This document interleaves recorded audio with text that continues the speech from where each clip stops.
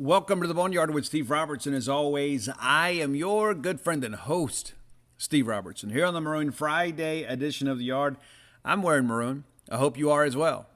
Mississippi State, a home baseball series with Princeton. We'll preview that later in the show. And, of course, Mississippi State men's basketball with a big win last night over South Carolina. Kind of the rubber game between the Gamecocks and the Bulldogs that went the way of the maroon and white. It'll be interesting to see what happens to Frank Martin now. I suspect they hang on to him for the reasons we mentioned earlier in the week. But anyway, a good win for Mississippi State. They live to play another day. It's important. It is. No matter what happens with a coaching change, we always want to see Mississippi State win. Good, bad, indifferent. No matter the circumstances, we always pull for a win. Got a big one last night. Very happy to see that. Also, Mississippi State closing in on a women's basketball hire. We'll have a segment on the show kind of bringing you the latest updates on all of that. I think we're very, very close. Could it come this weekend? Would it be announced Monday? I was told yesterday that we could have a hire within 48 hours. I know there are a lot of opinions about what should happen. There will be a lot of opinions about what will happen. Many of them may not be positive. Just because of the fact, I think some people are very invested in the Doug Novak situation, and I don't know if that's the way we go. I said that on the show several times. Doug went from being not really a candidate to kind of coaching the team into some potential candidacy, and I do think things are kind of trending away from Doug Novak today. That's not to say that things can't change. But as we sit here today, I do think Mississippi State will go outside the program to hire a new women's basketball coach. And again, there have been some developments in this over the last month that have currently made Doug Novak a favorite among some of our fans. But the reality of it is we can't be prisoners of the moment. We have to think about what is best long-term for the program. And so we'll get into that a little bit later in the show, to say the least. Let's thank our friends at Bulldog Burger Company. I'm always grateful for them because every time that I go to Bulldog Burger Company, I know that I'm going to get a great quality meal. I know that things are going to be wonderful. I know that I'm going to get more than what I pay for. That's not the case. Just look at the gas pump these days. You're paying a whole lot more than what you're getting. Bulldog Burger Company, much different situation. You go in there and you sit down, you get a great meal at a great price with great service and a great location, and you're going to get a great portion. You're going to get more than a great portion. You're going to absolutely get more than you pay for. There are very few places of which this can be said. Bulldog Burger Company, one of them. You can have the Sloppy Joe sliders. I'm a big fan of those. You can have that great restaurant quality hamburger. You can have a great salad. I'm partial to the BLT grilled. You can get it fried if you want to. I like it grilled. It's a wonderful place to do business. It's a wonderful place to take your family for a night out, or perhaps just meet the guys or girls. Make it in an evening. You can have an adult beverage there. A lot of beers on tap. You can get a chocolate shake to go. So it's got something for everybody. And here in Starkville, you can even sit outside. How cool is that? 3 great locations to serve you right here, University Drive in Stark Vegas, Gloucester Street there in Tupelo, and the brand new one, Lake Harbor Drive there in the Ridgeland-Flowood area. Be sure and go check that out. You folks in Madison, Brandon, you've got a Bulldog Burger Company of your own there right in your own backyard. Be sure and go check it out. Bulldog Burger Company, the place where people go to meet. MEAT. All right, let's get up to speed on the SEC men's tournament. Maybe you have not paid special attention, but let's go back to Wednesday. We previewed the Wednesday matchups a little bit on the tournament. I can't say it was a surprise anywhere as the chalk held. Ole Miss loses to Missouri 72-60. The Rebels end the season 13-19, 4-14 in the SEC. As I've shared with you guys many times before, Ole Miss not good at sports, and especially men's basketball. Not good at sports. You could argue that your first team eliminated. And then Georgia, of course, loses 86-51 to Vanderbilt. Pretty lopsided score there. Georgia, a 6-26 regular season and a 1-17 record in the SEC. Among the worst seasons in modern day SEC men's basketball. Absolutely horrendous. Tom Crean, of course, out at Georgia. Not sure what Tom will do with his spare time now. I'm sure he'll get a nice buyout, can take some time with his friends and family. A lot of discussion that Dennis Gates from Cleveland State is emerging as one of the priority candidates for the job in Athens. I think that helps Mississippi State. McMahon, of course, at Murray State was mentioned in connection with, should Georgia, and we expected Georgia to make a change, and Florida both be open, that he would be candidates for those jobs. It looks like Florida is going to remain closed for a year. Looks like Mike White should be okay there, despite the fact they lost last night. But the reality of it is, I think Mike White probably hangs on for a year. If they do open up, I think McMahon's a candidate for that job, certainly, and he should be. Guy's done a great job there at Murray State. But that's the first two games. So Georgia and Ole Miss now done with men's basketball. It is officially full-time baseball season at most of those places. Women's basketball still some games left to play. But on the men's side, it's over. Looking at last night's games and yesterday's games, Vanderbilt and Jerry Stackhouse pulled off a pretty major upset last night, taking down Alabama 82-76. Look at Vanderbilt. 2 games away. 2 games away. Pretty crazy. But it's 82-76 winners for Vanderbilt. They're 17-15, 7-11. And Vanderbilt ends Alabama's regular season. Alabama certainly will be in the NCAA tournament, but 19-13 regular season, 9-9 in the league, and then they're one and done in the tournament. We talked about on Wednesday that I thought Alabama could be a dark horse in this tournament. It's over. LSU takes down Missouri 76-68. A real tussle there too. Missouri expected to make a coaching change. Quanzo Martin, of course, finishes the regular season 12-21, 5-13 in the league, and LSU will wade. The American Gangster continues to move forward. It'll be interesting, as I mentioned on Wednesday's show, what is known about that notice of allegations with LSU. A lot of people still kind of in denial about that. It's like, oh, nothing's going to happen. No, something always happens when you go before the Committee on Infractions. It may not be what you deserve, but something's going to happen. Texas A&M takes down Florida 83-80. The Florida Gators will now await their postseason fate. Could have used a win to put themselves in a better position to make the NCAA tournament. I think this is probably a 7-bid league. Florida finishing 9th in the league and then losing to number 8 A&M probably means NIT for the Gators. Probably. I don't think A&M makes it in without another win, or maybe even 2. And, of course, Mississippi State takes down South Carolina. Really an impressive fashion. We've talked about the Bulldogs' inability to close this year. This was, without a doubt, the best closing segment of a basketball game the entire season for Mississippi State. A great job by Ben Howland and the staff to close out a game. South Carolina, of course, now ends their regular season 18-13, of course, 9-9 in the league, and then one and done in the SEC tournament. So let's take a quick look back at that game. Pretty interesting. I mean, it really is. I mean, the reality of it is that there's been so much speculation about Ben Howland's future. The players could have easily quit. State had lost 3 of the last 4. The one win is over this red-hot Vanderbilt team. But, State's been very competitive. And you go back and look at the year. Outside of that Texas Tech game, State's right there with everybody. Had a big blowout over Ole Miss early this year, but, we have been there. We've been right there. We just haven't been able to close. We did last night. So real quickly here, we'll take a quick look at this. It's a 2-point lead for State, 36-34 at the break, but that is not really indicative of the job that State did in the first half. South Carolina went to work on this thing.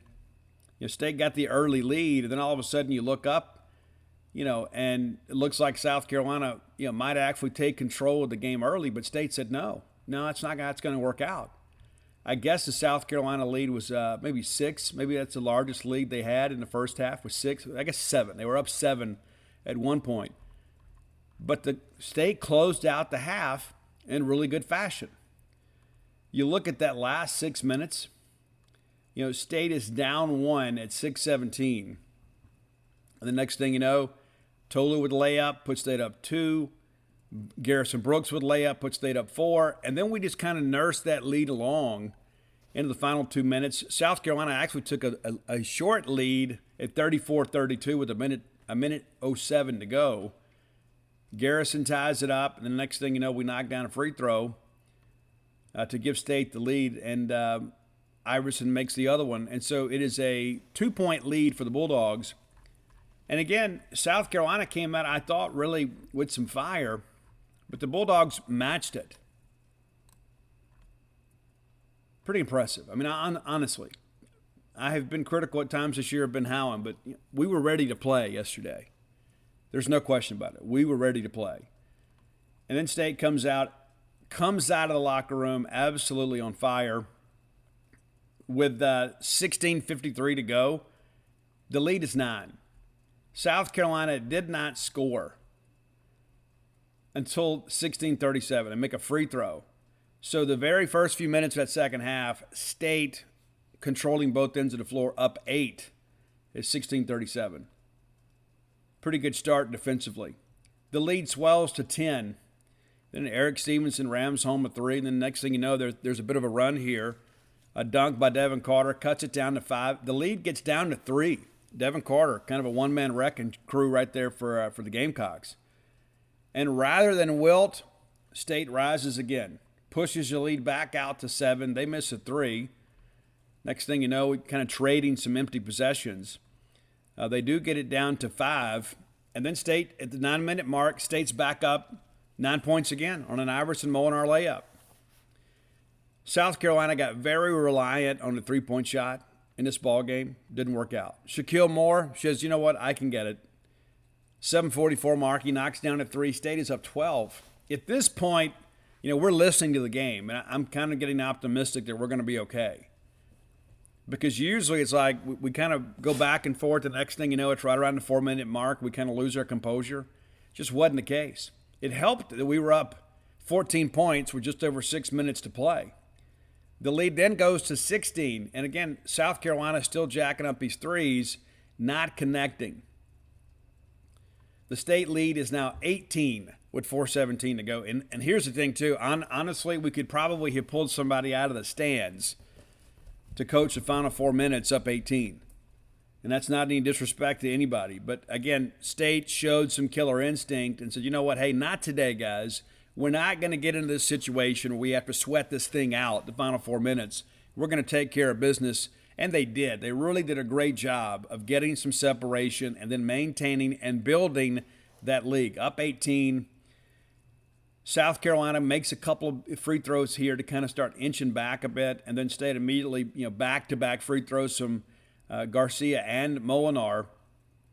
Makes it a 19-point lead with 2:22 to go. At this point, there was no doubt who was going to win. It was just going to be about what the final score was. And then at this point, South Carolina in desperation mode, just can't connect from outside.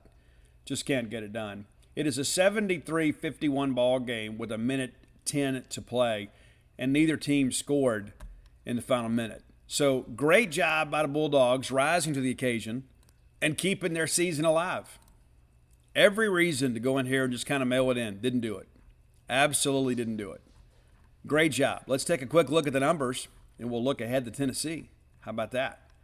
All right, looking at the box score from last night's game. Tolu Smith, 20 points of action, 20 points for him in 30 minutes of action. Tolu down the stretch has been the Tolu we expected him to be. I don't think there's any question about that. No question about it. 20 points, 12 rebounds, 7 of those on the defensive end, 4 of 7 from the line, and 8 of 14 from the floor. Iverson Molinar played 32 minutes. 6 of 20. You'd like to see that shooting percentage go up, but State did such a good job on the glass, it didn't really matter. He also made a three-point basket. We were 3 of 11 from 3. 6 of 7 from the line for him. Pulled down a couple rebounds. 4 turnovers and just 2 assists. So not necessarily an elite game for Iverson, but I thought down the stretch he did some big things. Shaquille Moore, need contributions from him You get 10 points and 5 rebounds. That's probably a stat line you can live with every night. Garrison Brooks, 31 minutes of action, 5 rebounds, 9 points. You'd like to see him play a little bit better against Tennessee. We're going to have him play better in order to beat Tennessee. But again, it's a W. Which brings us to Anderson Garcia, who is your Prime Shrimp player of the game. If you're unfamiliar with Prime Shrimp, you need to go check them out today at primeshrimp.com. These guys have been doing in the shrimping business since the 1940s. Pretty impressive group down there. Here's the thing, too. I absolutely love the fact that I can have high-quality shrimp without a lot of fuss.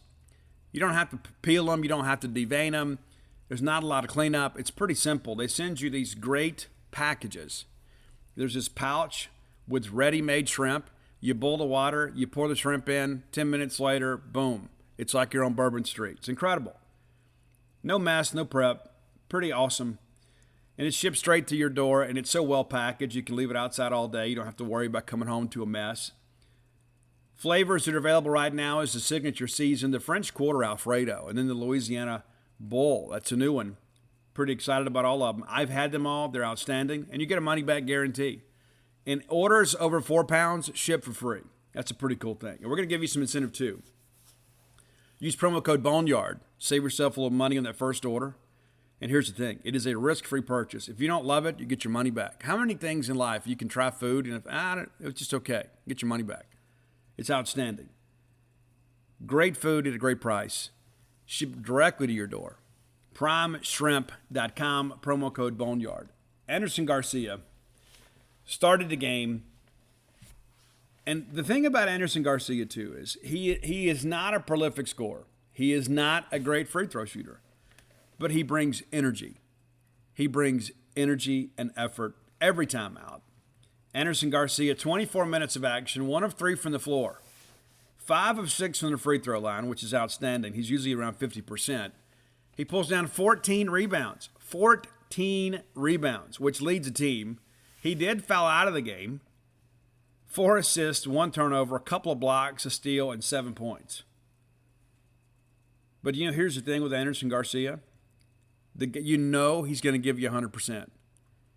When we signed him, people were thinking, maybe he'll be a good role player. I don't know that he's ever a star here from a scoring standpoint.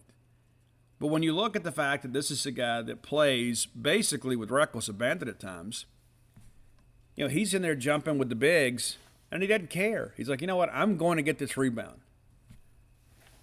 Thought he was a real difference maker in some games this year. And I thought last night he really gave State a lift. Derek Fountain, some of his most extensive action in recent weeks, 12 minutes of action from him, 1 of 2 from the floor, knocked down 4 big free throws, though.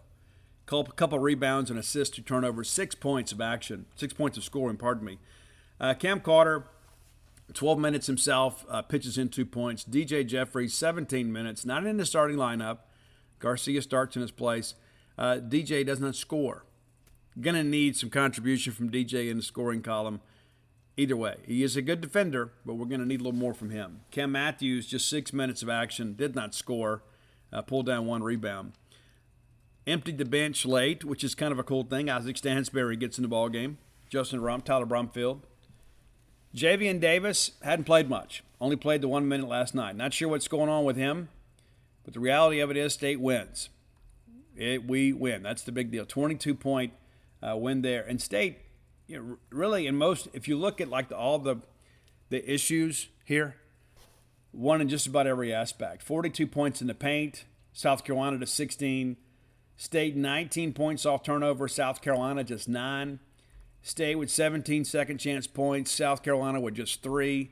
State with 14 fast break points, South Carolina with 9. State has 8 from the bench, and then Carolina gets us there 12. Pretty much an even game the first few minutes, but from there it's like State just said, okay, listen, we're going to win the day. We're going to find a way to win the game today. I think it's in a song somewhere. All right, let's take a quick look at Tennessee. That's next. That's the thing. Every game gets bigger from here, and not just because of the fact that it's the next game in the tournament. It's the fact that you're going to play some teams that are locked in. Tennessee, obviously, going to be in the NCAA tournament. They finished the regular season with a 23-7 record, 14-4 in the league, which is good enough for second in the league, a game back of winning an SEC championship. You remember we played those guys early in the year. A lot of people, including myself, didn't think it would be much of a game. State loses 72-63 in Starkville. Thought we had a shot. Just didn't work out for us. But since that time, Tennessee has lost just one game. They take down Vanderbilt 73-64. They beat Kentucky in Knoxville 76-63. They lose at Arkansas. Many of you maybe watched that game. 58-48 at Arkansas. Arkansas is an incredibly hot team right now. And then they close out the regular season with 4 consecutive wins, taking down Missouri, Auburn, Georgia, Arkansas. All those games very competitive, with the exception of the Missouri game. They beat those guys by 19 in Como. The Auburn game in Knoxville was big for obvious reasons. Kept the SEC race alive until the final week. But the reality of it is this is a very, very, very good Tennessee team.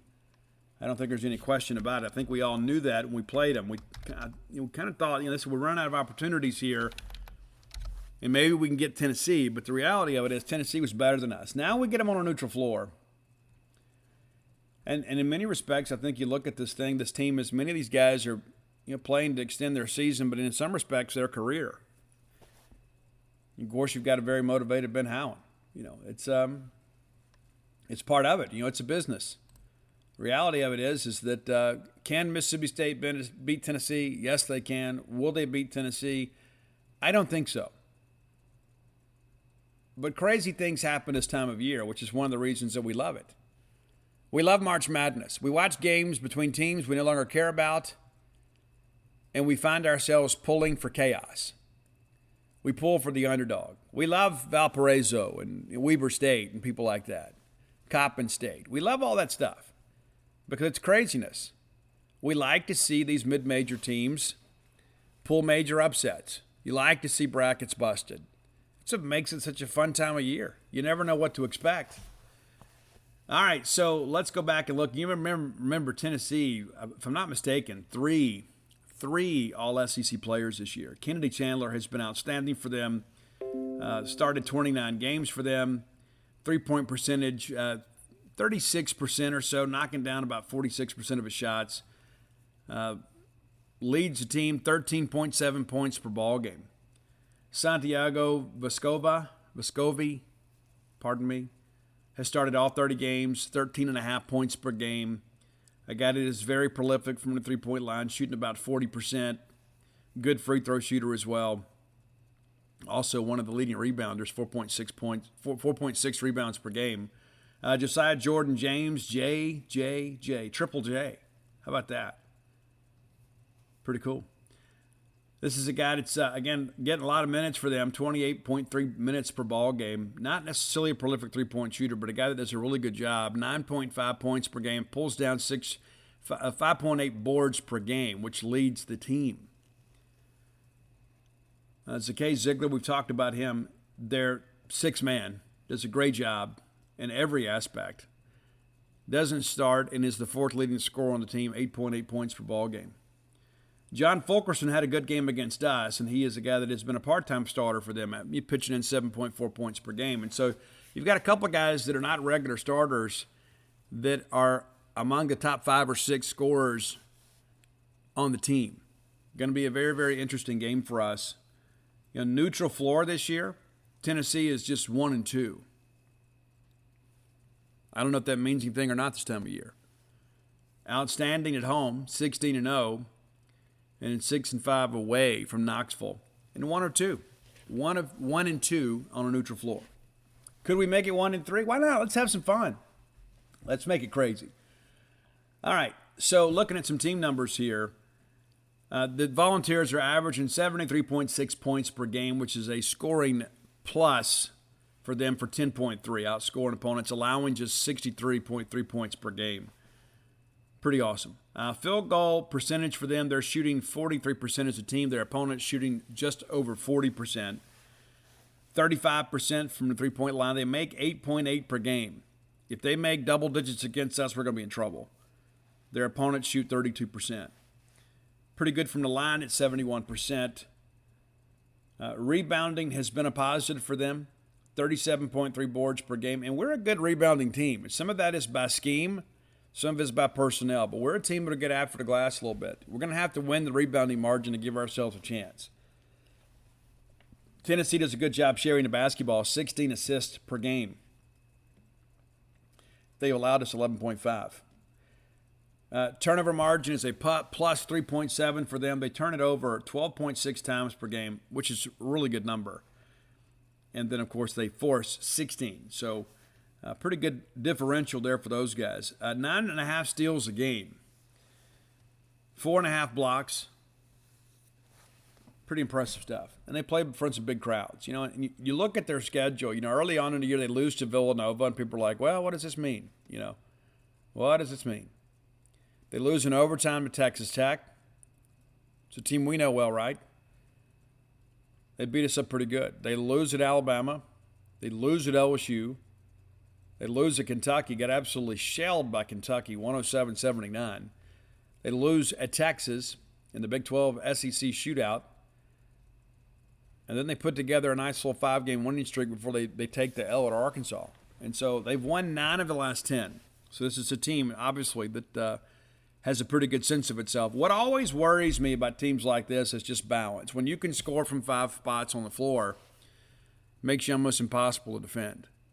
And as much man as we run, teams that are well-rounded and balanced like that tend to give us some trouble. They're a very athletic, long, and physical team. We'll see how things progress. But here's the thing. It's like you look at it and you say, okay, it's pretty much assured we know we're not going to make the NCAA tournament. So let's have some fun. Let's cause some chaos. Let's go tear things up. And, of course, the longer we play, obviously, it pushes back a potential coaching search. I don't think there's any question that we're near the end of the Ben Howland era. I think barring a run into the NCAA tournament, that the Ben Howland era is over.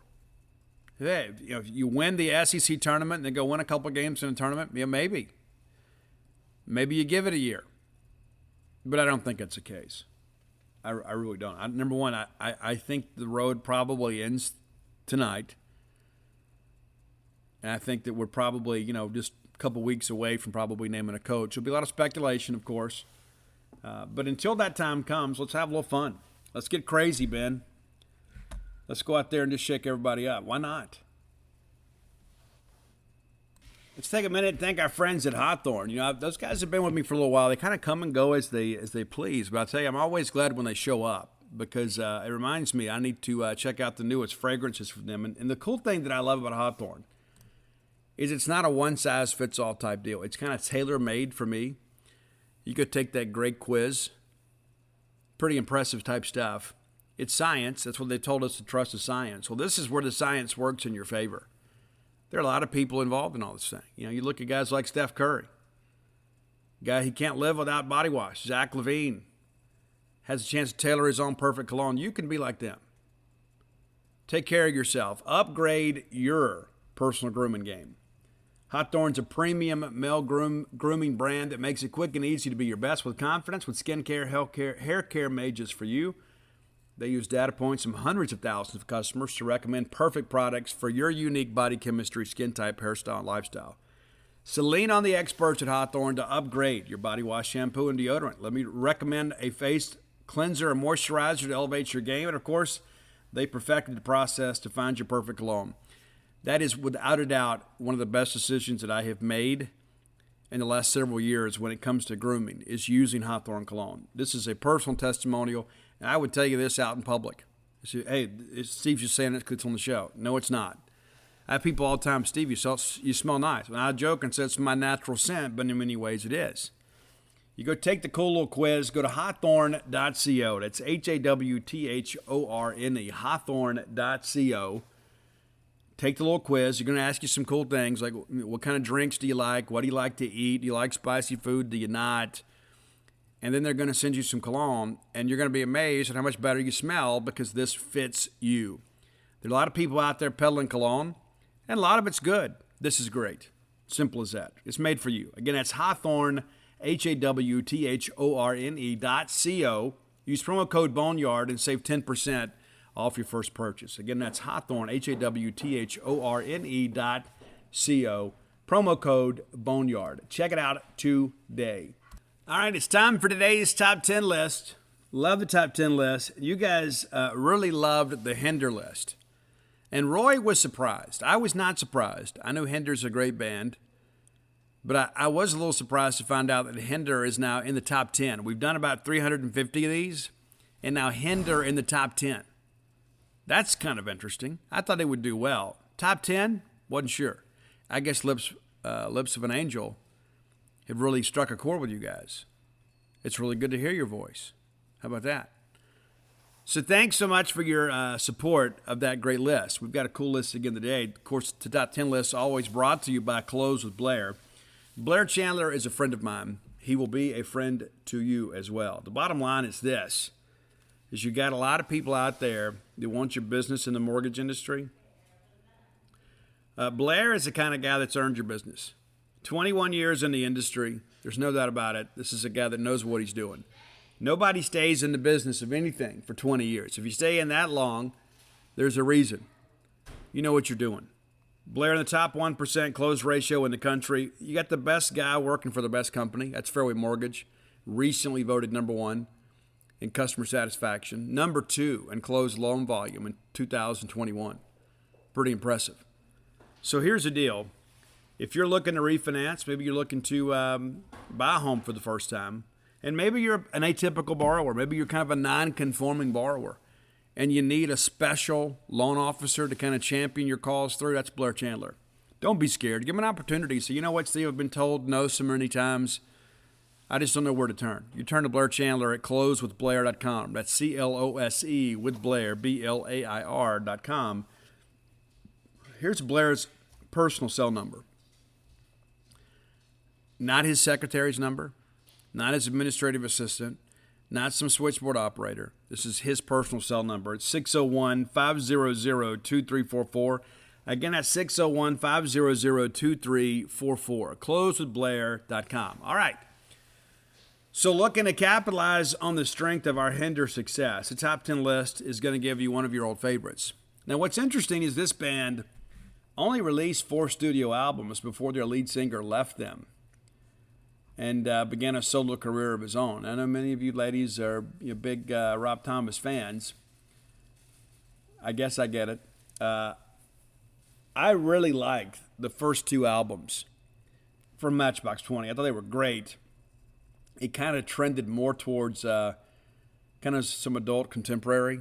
I liked them kind of as an alternative rock band, and then they kind of began to soften over time. And I think that's really when they lost their allure. And then Rob Thomas, of course, kind of capitalizing on the fact that he had become such a cultural phenomenon. I mean, really, when he recorded Smooth with Santana, he actually wrote the song and roughed it out. And then when Carlos Santana heard Smooth, he felt that Rob was the best person to sing it.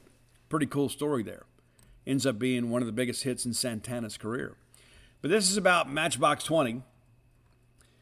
They hit the ground running with that debut album, Yourself or Someone Like You. Came back with Mad Season. The Mad Season copy that I have is like the cardboard fold-out CD. I guess I bought it like at Best Buy or Sound Shop or something, like the first day it came out.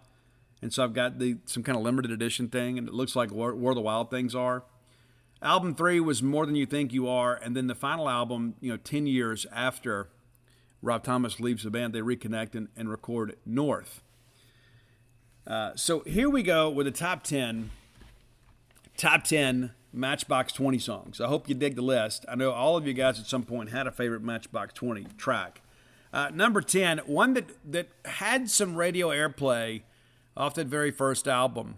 And what's interesting, too, about you look at that album, what was it, 4 times platinum? Yeah, absolutely. 4 times platinum. No, I'm incorrect. That's Mad Season's number. Yourself or Someone Like You was certified at 12 times platinum, which makes it a diamond album, which anything above 10 times platinum is diamond. So Yourself or Someone Like You, over 12 million copies sold in the United States alone. That's incredible for a debut album. I mean, that's almost, it's not as good, obviously, but it's up there like almost Guns N' Roses type numbers, with Appetite for Destruction. So at some point, chances are you had that album. But Bad to Good was one of the last singles on that album. Kind of a cool track, but not one of my favorites. I do think that album is pretty significant. But Back to Good was a Rob Thomas song. It was the number 6 track on the album, and I believe that was the 5th and final single from that album. But a good one, a good song, which is why it's number 10. And kind of looking at some numbers here, peaked at number 11 on the adult alternative songs list. The adult top 40, 4. Ended up the year in the adult top 40 is 3. So pretty good number, Back to Good for them. All right, number 9. This is a relatively newer track, I guess, when you begin to think about these guys started recording in 1996. It's Bright Lights. Bright Lights is another one of those, small town girl turned Hollywood queen type thing. The bright lights of the big city. It's a good song. Again, it's I think Rob Thomas's vocal on this is actually one of the better of his career. I think he kind of found a little more of his range here. This is off the More Than You Think You Are album. This is another one too that radio really pushed this. It just did not work out quite as well as the first 2 albums. And again, I think that's part of the deal too. Debuted at number 6. Ended up being nominated for a Grammy that year. Lost to the Foo Fighters. No shame in that by any stretch. But Bright Lights, a good track. Number 8, How Far We've Come. That's another one that in some ways radio kind of forced down our throats just a little bit. It's one of those things that I think sometimes, like when you get like somebody has reunited or whatever, and they're just ready to kind of get it rolling again, you get a lot of that. You get a lot of that. Okay, they're back. You got to love this. You got to love this. You got to love this. And, it doesn't always work out that way. But a good track. And I thought it was a little disjointed in some respects, like with the rest of the catalog. It's like they really pushed the song.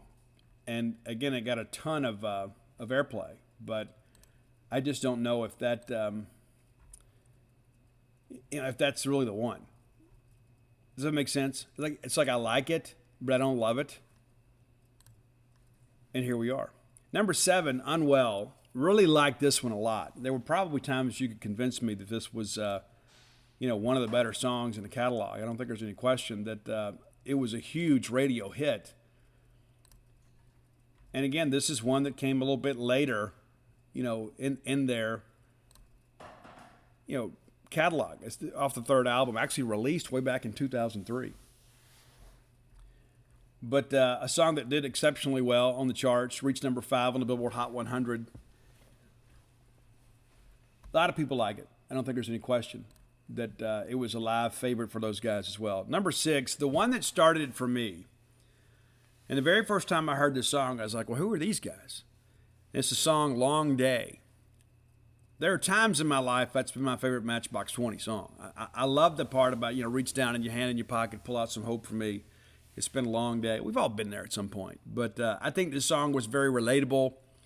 I like the guitar on it. It's not real edgy, but it's kind of catchy. So Long Day, that's the debut single off the debut album, the one that really introduced us to Matchbox 20. And it still holds up today. I think if you go back and listen to that album, you listen to The Long Day and some of the other tracks on there, a little more rock oriented. I think you really begin to miss Matchbox 20. All right, number 5, huge hit for them. If You're Gone. I think Rob Thomas's vocal delivery on this is absolutely outstanding. I think again it's a very relatable song. It's one of those things too that I think there is some authenticity in Rob Thomas's vocal in this one. I think a lot of people can relate to that. And I think it's one of those things, too, where you realize it's not just a guy singing a song. It's a guy probably kind of opening his heart to us. And I appreciate that. I appreciate people that can elicit emotion from their listeners and readers. Number 4, it's Real World, Living Life in the Real World. Pretty cool video, too. If you're unfamiliar with that, go check it out on YouTube. Lyrically, it's one of their more interesting songs, too. Really catchy, sing-along type chorus. Number 4, Real World. Number 3, this may be, in my mind, the rockinest song in the catalog. I dig it a lot. I love the deeper bass line on this one. Of course, it's off Mad Season. I believe it was the debut single off Mad Season, which is Bent.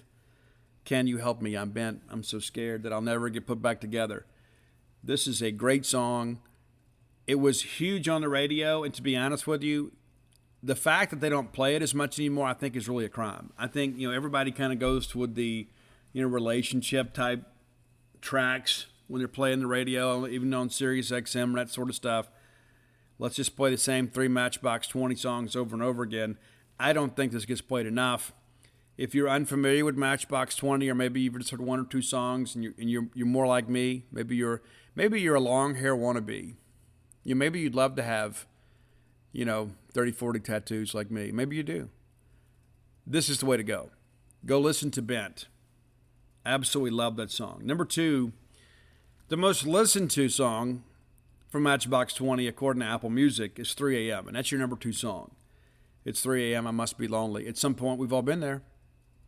And for some of us, that'll happen again soon.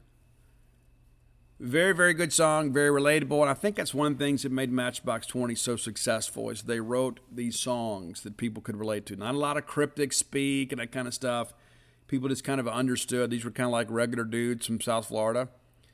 I guess they were from Orlando. You guys are from Florida, just kind of singing about regular, everyday life stuff. And they did. And they sold a ton of records. And 3 a.m. was a huge, huge hit for them. But number 1 for me, and maybe it is for you, because I just could not bring myself to put one of these, lovey-dovey songs as number 1. I went back to Push. Number 1 is Push. And I thought, even though this song lyrically is a little bit of a risk for them, it's basically about, the writing in it is kind of creative, to be honest with you. Because basically it's like, I want to be so comfortable with you that I take you for granted. I want to be so in love with you and that you're always going to be here, that you're going to be here, that I can always count on you. And so it's a little different for them. And what's interesting about that too is there were a lot of people that thought that this was kind of about a abusive relationship. And I guess maybe you could make that leap with it, but I didn't perceive it that way. I didn't. Maybe you did. That part about I want to push you around or whatever. I didn't take it that way. I think it's really more. I think it's really more of. It's a little more cryptic in that respect. And I know it's kind of a conflict from what I said before. What makes them so relatable. But I look at some of these lyrics too. It's like when you get to this part here where it says, "I want to take you for granted." Yeah, I will. She said, "I don't know why you ever would lie to me, like I'm a little untrusting when I think that the truth is going to hurt you. And I don't know why you couldn't just stay with me. You couldn't stand to be near me when my face doesn't seem to want to shine. Because it's a little bit dirty. Oh, well. Well, don't just stand there saying nice things to me because I've been cheated. I've been wronged. And you don't know me. Yeah, well, I can't change. Well, I won't do anything at all." So it's clearly about a guy that's conflicted. Or a lady that's conflicted. And at some point, we've all been there too. But guitar-wise, edge-wise, I think it's the triumphant song in the catalog. I know many of you will be like, "Well, Steve, I wanted the love song to be number 1. No, this is kind of a twisted love song. But still rather cool. So that's your top 10 list for today. I told you guys on Monday we're going to go back and we're going to kind of revisit a list. We're going to go back and rank the top 10 albums from one of America's greatest rock bands. We did Ozzy on Monday, which did really well. It really did. Ozzy usually does well. The Prince of Darkness, even in today's sensitive times, is an undeniable force. But we're gonna be back on American Soul, doing an American artist on Monday, ranking their top 10 albums, and then my favorite song from those 10 albums. So it's a different take on some classic bands. And many of you have said, "Hey, Steve, have you ever done this when you're?" And we have. but we're going to bring some of those more popular bands back, legendary type bands, and rank the top 10 albums. So that's going to be our Monday feature. But if you have ideas for a top 10 list, reach out, let me know. All forms of social media, at Scout Steve R. Of course, you can hit Roy up too. Roy keeps the list. That might actually save me from being the middleman. Contact Roy directly on Twitter at Dogmatic. That's DAWGMATIC 67.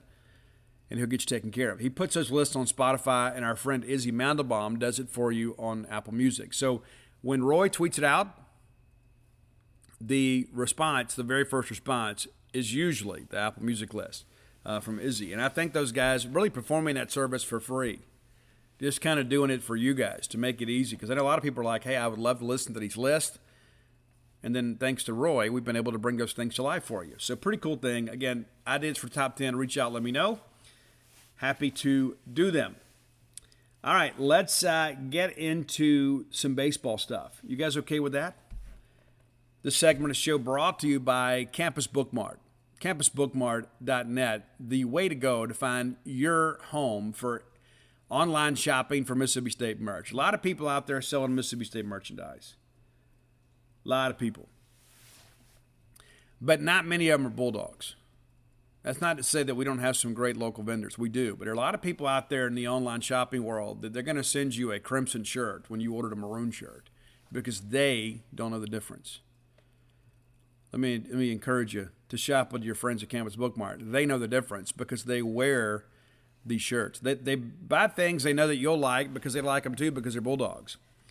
Stan the Man, Miss Kathy Brown, the lovely, talented Susie, my friend Miss Pam Minyard, they're all doing a great job down there. And remember Stan the Man. Stan the Man recently had a little trip and fall and broke his arm, got a little beat up, leaving the ball game, unfortunately, and saw Stan, and he's like, oh, I'm healed up some now. I think, my goodness, Stan, what happened?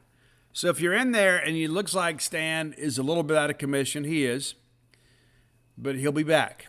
He'll be back into fighting shape before you know it. So go by and see Stan the Man. Wish him the best.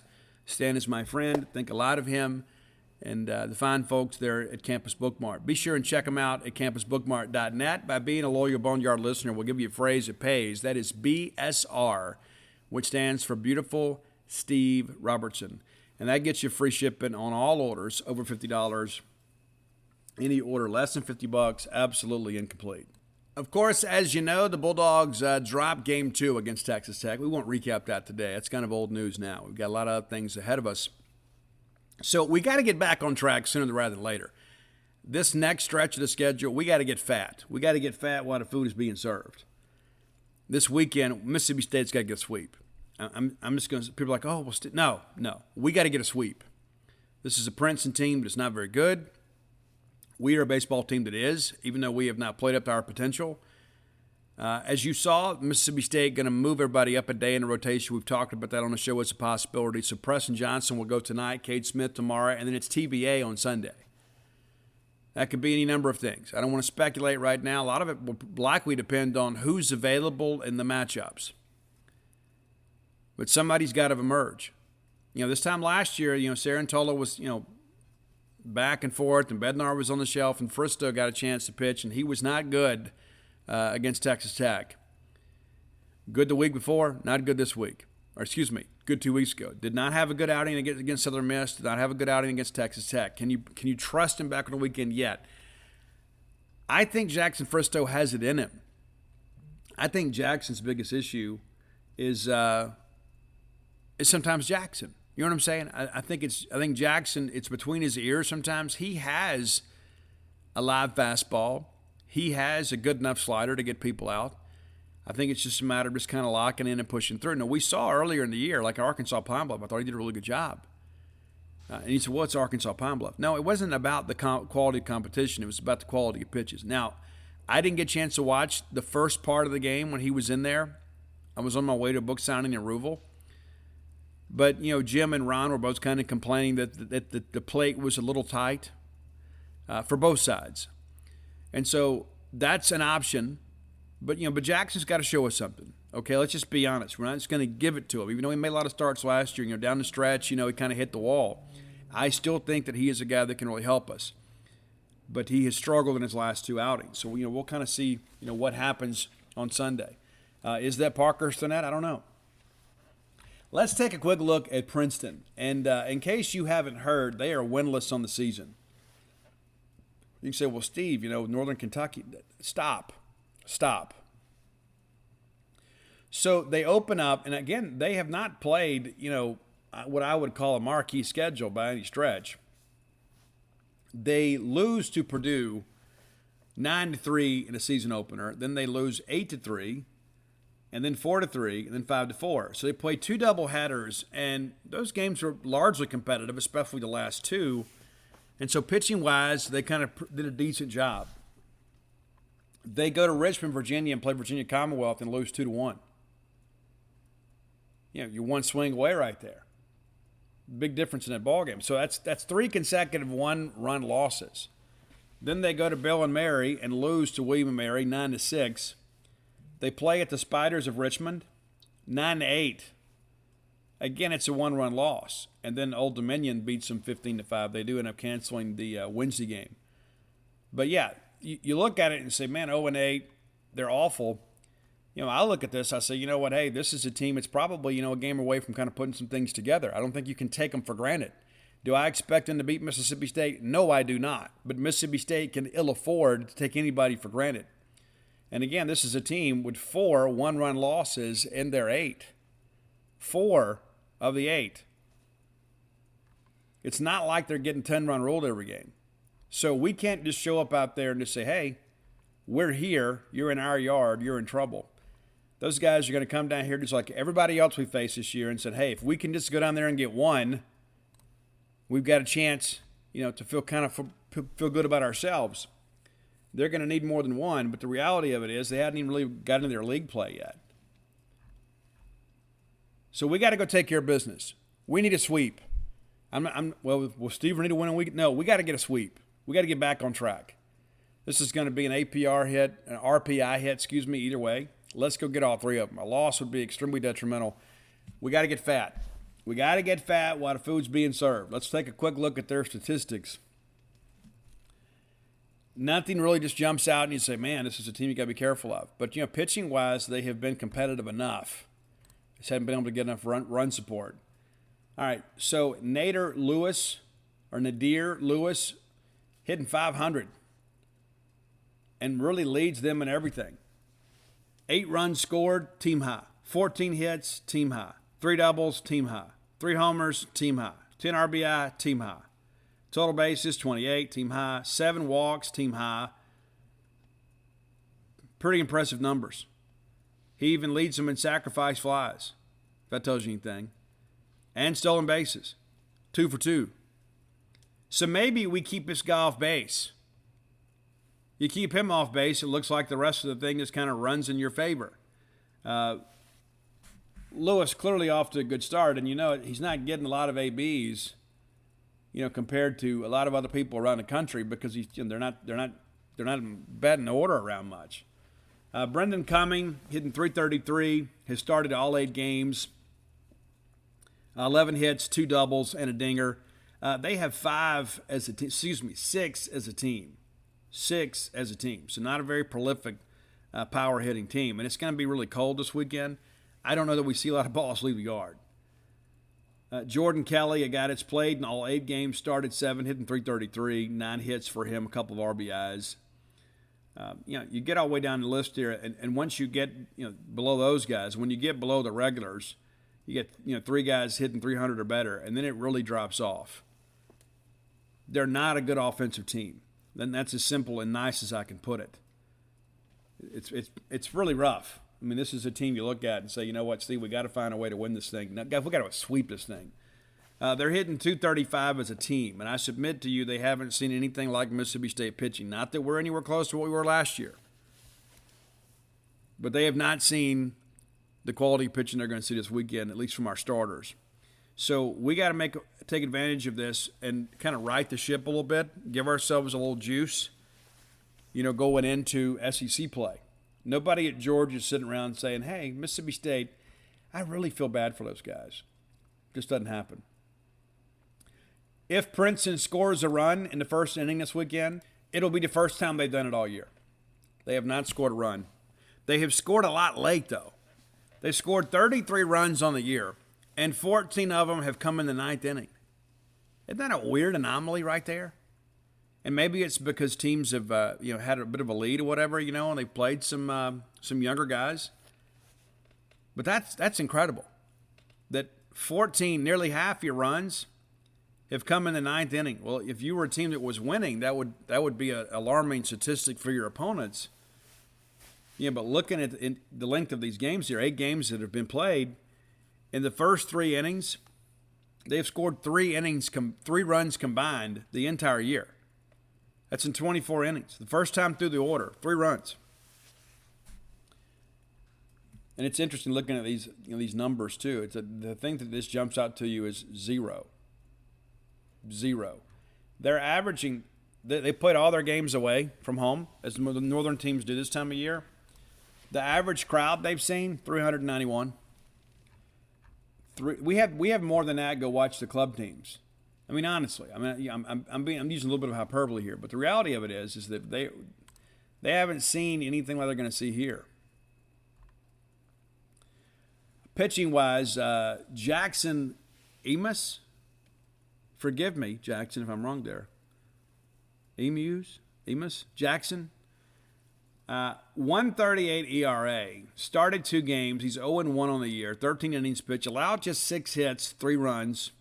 19 Ks to 3 walks. This is a guy you're going to see. This is a guy that can pitch a little bit here.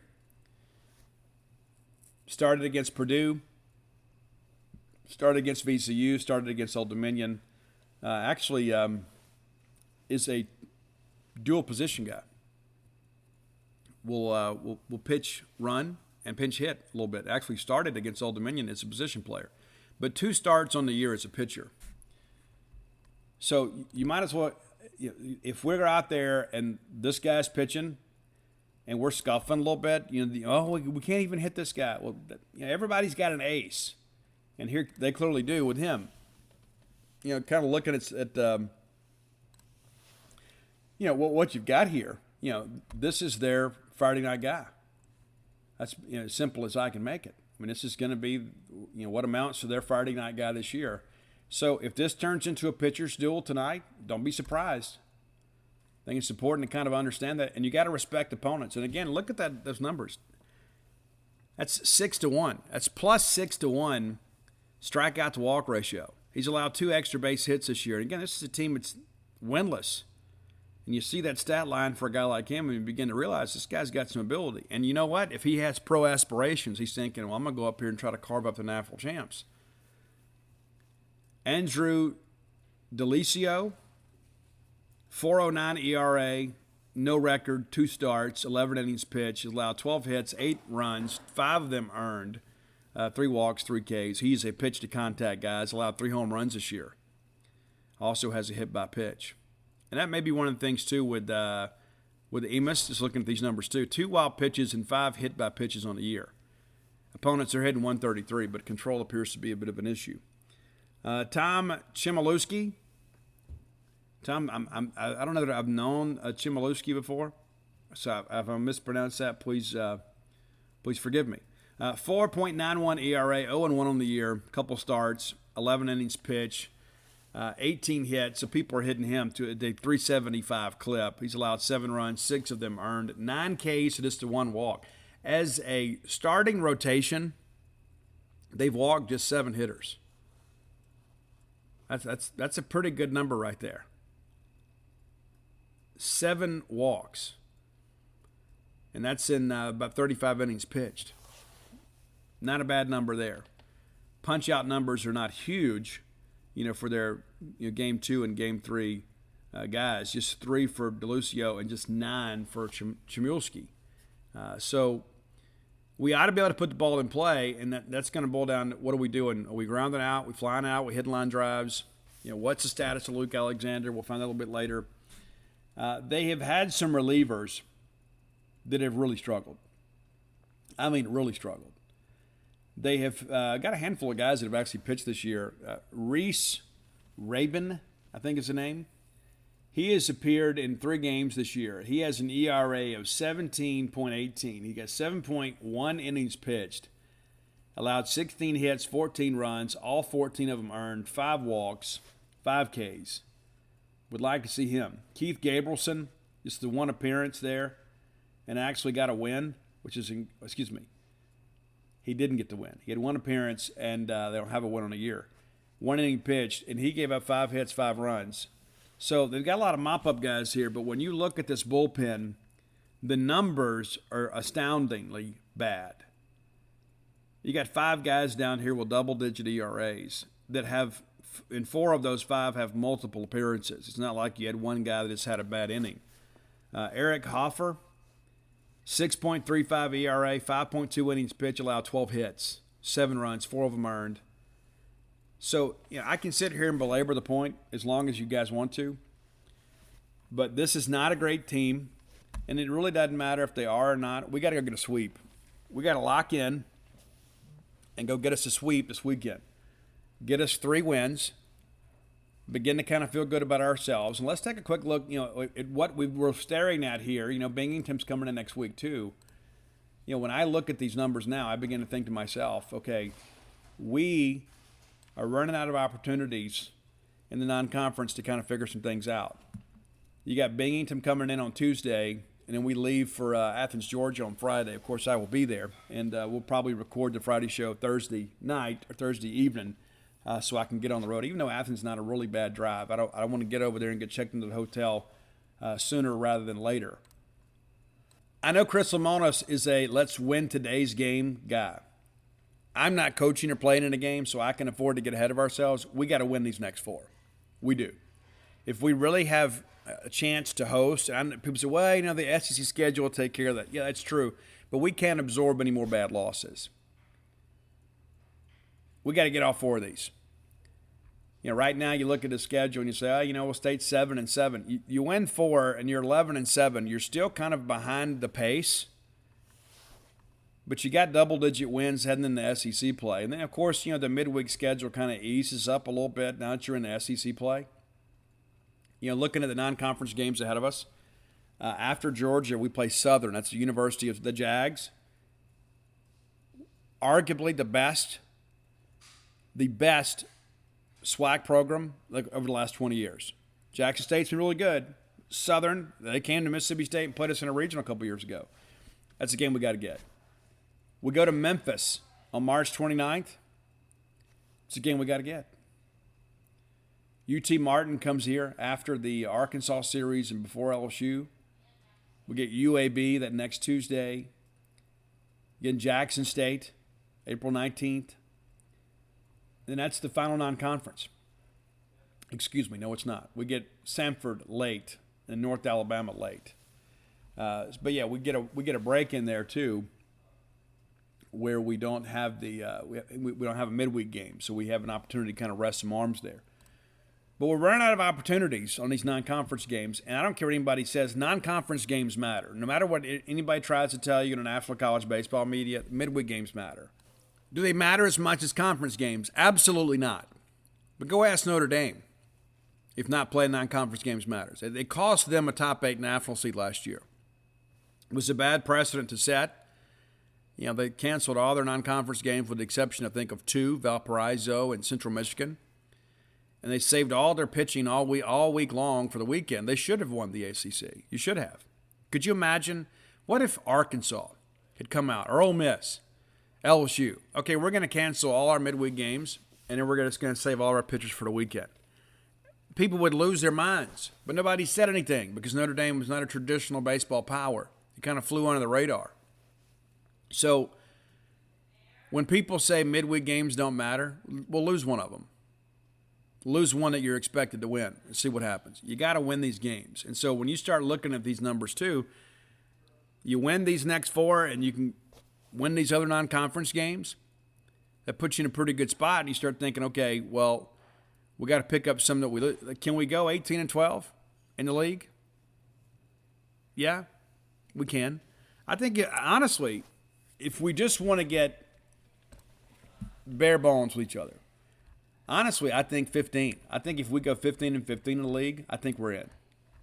I think we get a regional somewhere as a number 2, and nobody will want to play us because by that time some of our younger pitchers will have grown up a little bit. Hunter Hines probably a double-digit home run guy by then. And so you start factoring these things in. Let's say we go 15-15. All right, well then, that right there, that gives you 22 wins. If we get to 30, I don't think there's any question we're in. Well, Steve, come on, you're getting the great. Well, we got 4 ahead of us right here. Right? And then again, I'm not going to run a schedule down for you again, but I think, is this team capable of winning 30 ball games? Absolutely they are. I think they're capable of winning more than that. But I think when we begin to think about what's long-term, what's a postseason look like for us, I think you go 15-15 in a league and you win 30 games, I think you're in. I think we're better than that. But I know many people are saying, oh my gosh, we're going to not make the tournament. And I love the people that are just such casual baseball fans. It's like, well, I watched the College World Series. Why aren't we repeating? And we still may. I don't expect it. I did think we'd get to Omaha. I don't know that that's possible without Landon Sims, without some guys really stepping up. We are a regional team. Are we a host team? That remains to be seen. Are we a top 8 national seed? It's going to be very difficult to get that unless somebody really steps up and does a great job for us pitching down the stretch. But the reality of it is we are still a very talented baseball team. We're not playing, a bunch of walk-ons that we went and got out of Sanderson Center. These are guys that were recruited among the national elite. These are guys that other schools wanted. It's like a lot of times we don't fully appreciate the fact that we are a blue blood in college baseball. So we always have guys. We do. It's just a matter of getting them developed. And, poise is a bit of an issue right now. Young guys, like on the road last weekend, Brooks Auger had some good experiences, and then he balks in a run. And he'll be better for that in the long run. He'll know better next time. And it's, it's a difficult situation to be in for the first time. I'm a Brooks Auger fan. I'm a Brendan Smith fan. And listen, people are like, oh, he's kind of shaky. No, he wasn't shaky. He elevated a couple balls in that game against Texas Tech. But the reality of it is, at that point, the game was decided, and he's doing what you should do as a pitcher. You just pound his zone when the defense make plays. He just happened to leave a couple balls up, and they touched him. The margin kind of allowed for some error there. But the reality of it is we're going to need Brandon Smith to be big for us too. Is he your Sunday guy? Don't know. But I know this. I know that Scott Foxhall is still the greatest pitching coach in the country. And I know that Chris Simonis is the only coach in our history to win a national championship. They know how to coach. They're going to get us right. Again, do we win the SEC? Not going to happen. We're going to win the West? Not going to happen. Our goal is to be playing our best baseball at the end of the year, and I'm confident that that's what's going to happen. Let's take a quick look around the league and look at who all's playing. As I'm recording this, Kentucky is taking care of High Point. Kentucky off to an 11-3 start. You remember last year they got off to a big start too and kind of faded down the stretch, and those guys narrowly missed the tournament. But Nick, I think, has got them going in the right direction. But likely going to pick up their 12th win today. Vanderbilt will have Wagner a little bit later today. Vanderbilt now 10-2 on the year. South Carolina and Texas has been postponed. South Carolina 7-5 this year, and I think Chad and those guys need a big year. LSU 10-3. They host Bethune-Cookman. And a lot of games getting moved up today in advance of this weather. Tennessee 12-1. They will host Rhode Island. Ole Miss 11-1, hosting Oral Roberts. I mean, a very ambitious schedule early on for those guys for sure. Georgia 10-3 will host Lipscomb. Again, a lot of these games that were scheduled for the evening are going to be moved to the afternoon. Alabama looking to bounce back from a loss to North Alabama. How about that? Alabama 9-5 will host Binghamton, who will play out there and then head our way here in a couple days. And then, of course, Kentucky will get High Point later, and then State has Princeton. But a lot of doubleheaders being played today, so there'll be a lot of action. Florida hosting Seton Hall. Florida 11-3 on the year. Missouri 9-2. Beezer and those guys need to win. Last game they lost to Gonzaga. Looks like they're going to go ahead and fold up tent here and cancel today's game. I don't know what that means for the rest of the weekend. But Auburn hosting Middle Tennessee State. Auburn 12-2 on the year. A&M 8-4. The slosh era is real. They're taking on Santa Clara. They previously beat Tarleton State. So a lot of interesting matchups here early on as we finalize non-conference play for weekends and then get ready to go play next weekend in the SEC. And I'll be headed to Athens, and that will close out my SEC bingo card. I will have covered a game, Mississippi State game, on every campus in this conference. Not all baseball. I still have to do Kentucky and Missouri in baseball. But after Georgia, I will have covered a game in every SEC campus.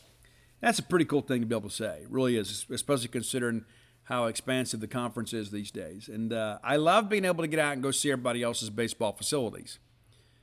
Number one, it gives me a greater appreciation for what we have, but also, too, I like to go talk with people because there are a lot of people, we're just so proud of what we have compared to what we used to have. There are a lot of schools out there that haven't made a real commitment to baseball, and I like to see all the SEC baseball fans get out there and have a good time. It's a different brand of baseball in this part of the country. It just is. It's a different brand of baseball, and there is a real pride with every bit of that. Of course, Georgia won a national championship back in the early 90s. And, of course, Ron Polk went out there and coached for him after he retired from us. And then, we take him back. So sometimes people forget, Steve, I don't know. We will go take your coach. That's what we do. That's one thing we can do. We know, of course, Mike Leach, we take him from Washington State in football. But you go back and look at this. Ron Polk was a sitting Power 5. Wasn't called Power 5 back then, but he was a sitting coach at the University of Georgia. We brought him home. John Cohen was a coach at Kentucky. We brought him home. We go get Chris Lemonis at a Power 5 school like Indiana. We bring him home. That's kind of what we do. And you say, well, Steve, you're bringing everybody home. It's true. This is the park that Polk built, the one that Cohen played at, in the city which Lemonis was born in. So, yeah, that's what we do. It's not a one-time thing. And you go back and you look over our history, and I love talking Mississippi State baseball history. I do it because there are so many great stories out there. But we're living a really good one right now. We're living one of the greatest runs of college baseball in our history. We've been to Omaha 3 consecutive years. I remember those years that we were just hoping to make a regional. We knew we had no shot at Omaha. It's like, man, if we could just get the right draw, you just never know. Maybe we get a pitcher on a bad day, or we have somebody pull a rabbit out of the hat. But this is a great era in which we're living in. Like right now, you look at our fans, there is no patience in many respects. It's like, hey, we're 7-7. We're the defending national champions. And I had somebody tell me recently, and I hate to even say it because I know this person's listening to the show. They're like, we need to take all that national championship stuff down. No, we don't. No, we don't. No, we don't. That's not a distraction. It's a reality. And maybe, some of this stuff is got the guys pressing a little bit. It's like, hey, it's my turn to lead. TA and Rowdy aren't here. I got to figure this thing out. But we're going to be fine. And when I say, well, Steve, define fine, we're going to be an NCAA regional team. I can't say with any confidence right now that we're going to host. But we're going to be in a regional somewhere. We're going to make the tournament. And that's the thing that I go back to. Again, nobody's going to want to see us because you all are going to show up. And you're going to take over their stadium. And it's going to feel like a home game for us in somebody else's park. We're going to be fine. Do we make it to Omaha? I don't know. I got to say I'm concerned. If we still had Landon Sims, I wouldn't be nearly as concerned. And again, we're still waiting for official word on a lot of that stuff, but operating under the assumption that he's not going to be back. I told you guys last week, even if the MRI was negative, he's not pitching for a while. Certainly not this weekend. We just got to get Presto to go out there and get us a W. Simple as that. All right, final segment of the show brought to you by Portico. Speaking of Diamond Dogs, my friend Brooks Bryant, part of a great group, bringing a great residential development to Starkville. It's Portico. Very easy to get to. You turn off 82 on the 12. The very first right is Pat Station Road. That'll take you to Portico. And you say, well, Steve, it sounds like a long way away. It's not. 1.1 miles away from the Mississippi State campus. 1.1 miles away. And it's on the quiet side. But it's convenient. You got that great neighborhood market right there on your way home. Get in there and grab that loaf of bread, stick of butter, container of milk, get on to the house. You don't have to go fight all that craziness at the big Walmart. You don't have to do that. You can start with a 2-bedroom, 2-bath home, go up to a 4-bedroom, 4-bath home. And I've told you guys before, if I was moving to Starkville now, this is where I would move to. And that's not hyperbole. I just begin to think, how great would it be to be that close to campus? I'm out in the sticks, man. It takes a little bit of commitment. And sometimes, how it is when you get home and you get your shoes off and you think, oh, man, I forgot this. Hey, if I lived in Portico, I could just, slip on some flip-flops and ride over there to the store and get on back. It's not quite the commitment. It's a great community, very close to campus, around like-minded people, around Bulldogs. Many of you have thought about retiring here or having a place here. This is your chance. A lot of people out there got opportunities for you. This is the best one. Give Brooks Bryant a call today at 601-416-8075. Again, that's 601-416-8075. Make Portico your next move. All right. So based on some in-town scuttlebutt, Mississippi State is very, very, very, very close to finalizing a hire on the women's basketball side. Now, a lot of people are saying, well, Steve, it's got to be Doug Novak. No, it doesn't have to be Doug Novak. Does that mean Doug's not getting the job? That's not what it means. He still could get the job, but there are some other candidates that are being discussed. Now, I know there are some people that would say, well, I don't understand why we don't just give him the job. Well, there's a few things that I'll say about that. Number one, that might not be the right decision. Just because it is the simplest decision doesn't mean it is the right decision. And I'll tell you from my experience of being a player and a coach, a player should never pick their coach, ever. And let me ask you this. Let's take it back a couple years, okay? Let's go to the Vic Schaefer years. Do you remember hearing our players talk about how hard they had to practice? Do you think they would have picked that? I'm going to tell you, no, they wouldn't have picked it. But, Steve, we competed for championships. Yes, and that's what makes all of the work tolerable. You buy in. This is what it takes to achieve basketball at a high level. I guarantee you, Morgan Williams, as much as she loved Vic, if you had given her a vote to play for somebody else that had a different practice schedule, she would have picked that. She said in countless interviews that Vic Schaefer pushed her to the point that she had to decide if she wanted to play basketball or not. And ultimately, she had hit the biggest shot in the history of women's college basketball. But I don't know that she would have picked it. In hindsight, would she have picked it? Absolutely. But if you knew ahead of time, no, you wouldn't make that call if you're a player. The practices under Vic Schaefer were more difficult than the games. The games were easy because we worked so hard in practice. Now, for a new athlete, for an up-and-coming athlete, they won't understand that. They won't have that frame of reference. It's like, oh, I understand now. No, that doesn't come easy. And I submit to you, too, if we're going to conduct a Twitter poll, then we're paying our administration way too much money. Sometimes you got to make the right decision. And the right decision isn't always popular. So, yes, Doug Novak is still a candidate. He is. I still don't expect him to get the job. But I'm not going to rule him out. What if some of these other people that we're talking to say, Steve, I don't know. I don't know if we want to go this direction. I do know that Carl Smesko, the current coach at Florida Gulf Coast University, is out. Shared that yesterday over on the genespage.com message boards, and it's amazing to me. Put that information out there, and then all of a sudden, a lot of other people, well, I heard this. Oh, interesting. Why didn't you report it? Well, we did. And I think between Robbie Falk and I, we've got a pretty good handle on kind of how things are progressing right now. And if I had to make a guess today, I think there's a real chance that the women's basketball hire, assuming it's not Doug Novak, is probably a name that hasn't been discussed much. And that's not a shot in the dark. I think there are some people out there. There are some names that perhaps have been kind of held closer to the vest to protect them as candidates while we work through this process. I do believe, however, that things are very, very close. I was told that we would have a decision probably within a week, and maybe I didn't word that properly. On Gene's page yesterday, like we could make a hire this week, and it's like, oh well, today's Thursday, Steve. Well, I don't know what day it is half the time. I just know where I have to be that day. But I would say that we are within a week of announcing a hire. Could be as early as Monday.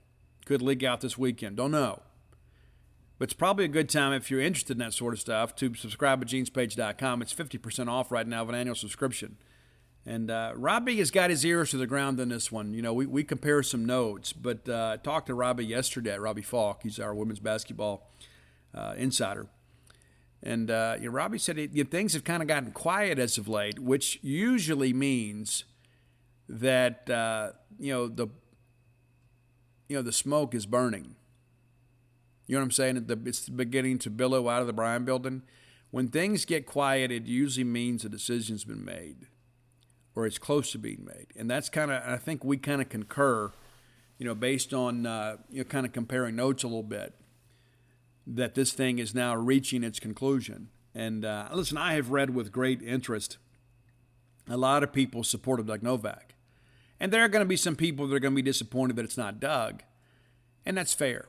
And it's sweet, too. I mean, it really is. I know that Doug has endeared himself to our fans in many respects, and I know that Doug is a guy that would love to have the job. But that said, no matter our collective or varying opinions, what's best for Mississippi State is for all of us to get behind the new coach, whether that be Doug Novak, whether that be somebody's name that you haven't heard. And a lot of people are going to, well, who is this person? And that's interesting too. It's a lot of times we haven't done our research, we just go overreact. But the reality of it is that it is time for us to have some stability within the program. It is time for us to have somebody that we believe is going to be here for several years, that can implement their own recruiting plan, their own offensive and defensive structure, put a staff together that is going to be committed to Mississippi State. We have had an unbelievable roller coaster, and much of it not our fault. And I mean that from an administrative standpoint and a fan base standpoint. We still have some great fans that show up and cheer on these ladies, even though we really know we weren't playing for anything. We were playing for Mississippi State. And that was enough for you guys. You turned out and you supported them. I'll never forget the standing ovation after we lost to Florida. And Florida has proven to be a really good tournament team. But a lot of people look back and say, I respect the effort these ladies put together. And I commend you for that. But no matter which candidate you're pulling for, no matter which coach that you think will be the best for Mississippi State, after a couple days, once we kind of absorb the reality of it all, it's time for us to put our opinions aside and get behind the new coach and get this program back to the NCAA tournament, back to hosting the first two rounds of the tournament, and back to the Final Four. We've had a taste of it, right? We miss it. It's like we didn't know how good it was to win in women's basketball until we did. And now it's like, well, I missed that. And then we won the national championship in college baseball, and we're like, man, we came so close to winning it in basketball. I'd like to have that trophy too. I feel like all of you do. It was so much fun to be able to go to the hump, and I couldn't wait to get there. It was so much fun to watch because we expected to win every game. And then we did, just about with rare exception. We recruited at an extremely high level. You got excited about women's basketball recruiting? You never thought you'd say that, right? Oh, well, Steve, they've got this big, 5-star center coming in, for a visit. You never thought it would mean so much to you. And so now that we've had that, we want to get back to that. And my personal opinion is that we need to go outside the program. We need some fresh energy. We need some fresh juice. And people say, oh, well, people are going to hit the portal. You can't make a decision based on that. You absolutely can't. Because you know what? Just as soon as players could leave, players can come. That's a two-way street. I don't think you ever make a decision based on one recruiting class or one roster. And that's the thing about basketball. The rosters are so small. basically, they're players that you cheered for this year that you love, that you didn't even know their name a year ago because they weren't here. So just as soon as guys and gals can leave, we can replace them with others. Next year is going to be another year in transition. It is. I think we take a step forward. Do we make tournament? Don't know. But I do know this. I do know that we need the right leader. No matter their gender, no matter their race, no matter their religious background, no matter if they are a Powerade person or a Gatorade person, no matter if they are, a Harvard grad or a junior college grad, it makes a difference to me. I just want the best person for the job that is going to move Mississippi State back to a level that we can all be proud. And that's not to say that we weren't proud of the effort this year, but a banner-hanging program. And not the fake banners up the road. You know exactly what I mean. We're hanging draperies in Humphrey Coliseum regularly. That was a lot of fun to be a part of all that. And we want it back. And based on some names that I'm hearing, and I'm not ready to reveal those yet, I feel pretty confident we're going to be able to do that. Now, is it going to be, some major name from some big Power 5 school? It's not. It's not. But I hear it's imminent. And I think in the end you're going to be happy. And maybe you got to do a little research on your candidate. But the reality of it is it's time to bring this to a close, to put this program in a positive direction once again that you all can be proud of. All right. I want to thank everybody, too, that came out to Red Square in Ridgeland yesterday. It was fabulous. A fabulous, fabulous, fabulous signing. I never knew what to expect. Jill reached out and asked, hey, why don't we do a signing at the store? Never done one at a clothing store before. And those ladies there hustled and texted their state friends and worked social media. We had a huge day. And a lot of you had never been in the store before, went in and bought merch from them too. So thank you for doing that. I really like that little store. It's there in Ridgeland. And again, it's Red Circle. You can Google that. It's just down the way there from Barnes & Noble. It's a pretty amazing place, too. And went around the corner, had some food. But I support them, and I support everybody that supports me. And I had a great time there at Red Square. And I think I called them Red Circle because Red Circle's my another company that I'm affiliated with. But Red Square, an outstanding place to go buy clothes. And if you couldn't make it yesterday, left several books, maybe 8 or 9, I guess, that are signed. And so if you couldn't make it down there to see Jill and them, you can go by there today and get a signed book. And again, not just because you want the book, but because you're supporting that business. And so if you're looking for books, I'm going to be honest with you, we are about out on the online website. So you can find Stark Villains, and I told you guys too, we're down to about 200-ish Stark Villains, and probably not going to do another print this year. Alpha Dogs, we're right around 300-ish. So if you're looking to get those, you need to make a move sooner rather than later, because as these book signings go, they deplete, and then all of a sudden, bookstores sell their stock out. Well, because what happens, a new book comes out, it pulls everything with it, right? Because let me get Dogpile. Well, I never got this one. Let me complete my collection. So we're seeing a lot of orders from the bookstores too. So if you want to get Stark Villains or Alpha Dogs, you probably need to order those from dogpiletobook.com or buy them in a local bookstore sooner rather than later, because it's probably going to go out of print this year. Maybe do a short run next year just to kind of keep it in print, kind of be able to fill orders, but no guarantee that we're going to do a big print again. So be mindful of that. And, of course, we'll be printing Dogpile. Matter of fact, the second printing will be here late April, early May. So we'll be kind of pushing you guys towards our vendors. And that reminds me, too, of course, there's Lemuria Books there in Jackson, Barnes & Noble there in Ridgeland. There is Lorelei Books there in Vicksburg. They have the book. Of course, locally, Maroon & Company, The Lodge, Campus Bookmart, of course, Bookmart and Cafe, Liza Ty. There are a lot of people that have the book, around the state, and if you're looking for it, obviously they can find it for you. But the reality of it is even when dogpiletobook.com inventory is depleted, which we're basically there, you can order from Campus Bookmart, and guess what? Because they're Starkville I went down there this week and personalized 3 books for them. So if you need personalization, you can always order through Campus Book Mart, through this time that the Dogpile, the book.com website is depleted of inventory. In addition to that, you can do the same thing with Bookmart and Cafe. So I encourage you to do that. And the only signing that I have this weekend, we had to reschedule Mossy Oak. Mossy Oak was scheduled for today, but because of the game time change, we had to reschedule that. We'll have more on that later.